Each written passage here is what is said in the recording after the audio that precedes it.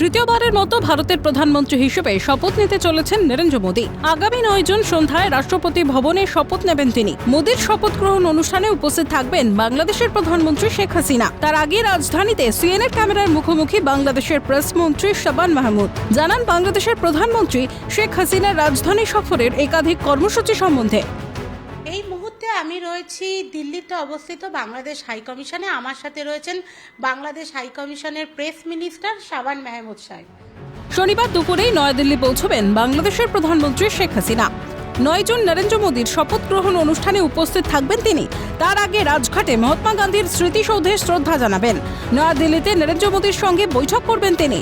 পাশাপাশি একাধিক দেশের রাষ্ট্রপ্রধানদের সঙ্গে বৈঠকের সম্ভাবনাও রয়েছে, জানান প্রেসমন্ত্রী শাবান মাহমুদ। আমরা অফিসিয়ালি যে কর্মসূচি পেয়েছি, মাননীয় প্রধানমন্ত্রী শেখ হাসিনা তিনি আশা করি আগামীকাল দুপুরের মধ্যে বিমানবন্দরে এসে পৌঁছবেন বা দিল্লিতে এসে পৌঁছবেন।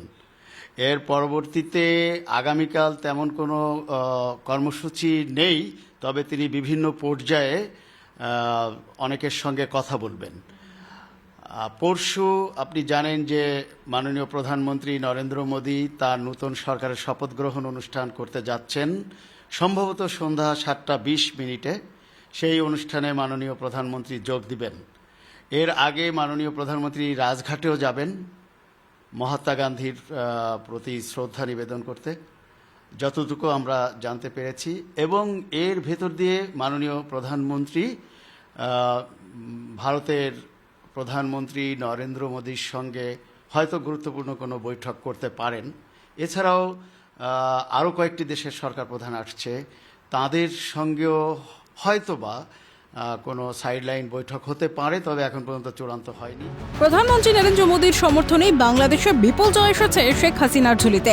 এর পরিপ্রেক্ষিতে শাবান মাহমুদ জানান শেখ হাসিনার জনপ্রিয়তাই তার জয়ের অন্যতম কারণ। আর কি বললেন শুনুন। প্রথমেই আমি বলতে চাই যে বাংলাদেশ সরকারের যিনি মাননীয় প্রধানমন্ত্রী, বঙ্গবন্ধুর কন্যা, তিনি আসলে বাংলাদেশের 18 কোটি মানুষের আস্থার প্রতীক হিসেবেই বারবার নির্বাচিত হচ্ছেন এবং এটি তার ব্যক্তিগত জনপ্রিয়তার ফসল।